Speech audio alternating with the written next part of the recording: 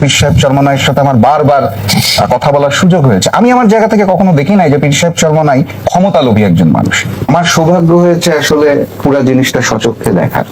এবং আপনি যে জোটের কথা বলছিলেন, আমি একটু সংশোধিত দিতে চাই, এটা কোনো জোট না, আমাদের একটা ঐক্য বা সমঝোতা, নির্বাচন সমঝোতা, রাইট। তো এই জায়গাটা থেকে এই যে সমঝোতাটা বা ঐক্যের মধ্যে যে একটা ফাটল ধরলো বা ভাঙন ধরলো, আপনি যেই ভাষাতেই বলেন না কেন, এইটার পিছনে যদি স্পেসিফিক কাউকে দায়ী করতে বলেন তাহলে এটা সো ডিফিকাল্ট। আপনি কাউকে স্পেসিফিক দায়ী করতে পারবেন না।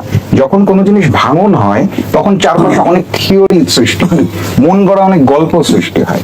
তো এই জায়গাটার থেকে আপনি যখন সোশ্যাল মিডিয়াতে যাবেন, দেখবেন জনগণ বলছে যে ক্ষমতার লোভে ইসলামী আন্দোলন চলে গেল। এখন আমি দীর্ঘদিন একসাথে এই দলগুলোর সাথে রাজপথে ছিলাম। পীর সাহেব চরমনাইয়ের সাথে আমার বারবার কথা বলার সুযোগ হয়েছে। আমি আমার জায়গা থেকে কখনো দেখি নাই যে পীর সাহেব চরমনাই ক্ষমতালোভী একজন মানুষ।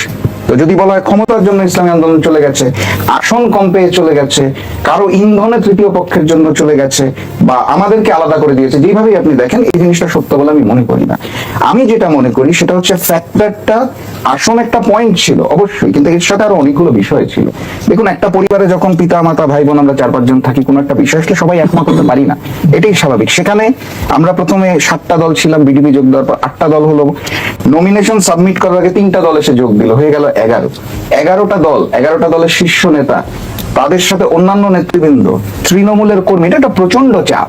এই চাপের জায়গা থেকে যখন আলাপ আলোচনা হয়, সবকিছু মিলবে না এটাই স্বাভাবিক, সবকিছু মিলে যাওয়াই বরং অস্বাভাবিক আমার কাছে মনে হয়। তবে ওই যে আপনি ভাইকে যে প্রশ্নটা করছেন, কে মূলত দায়ী, আমরা সবাই দায়ী। এটা স্পেসিফিক আপনি ইসলামী আন্দোলনকেও দায় দিতে পারবেন না, স্পেসিফিক্যালি জামাতকেও দায় দিতে পারবেন না, আমিও এখানে দায়ী। নেগোসিয়েশন টেবিলে আমিও ছিলাম।